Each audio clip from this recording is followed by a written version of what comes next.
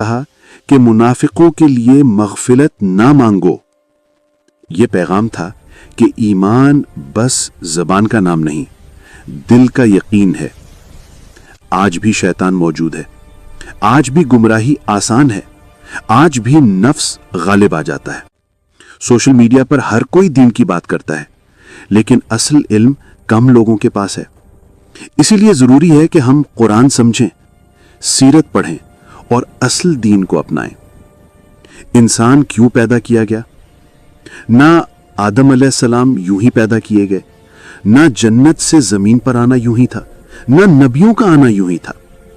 انسان کو اس لیے پیدا کیا گیا کہ وہ حق پہچانے، اسے اپنائے اور زندگی کے امتحان میں کامیابی حاصل کرے۔ زندگی چند دن کی ہے، پھر واپسی اسی کے پاس ہے جس نے ہمیں پیدا کیا۔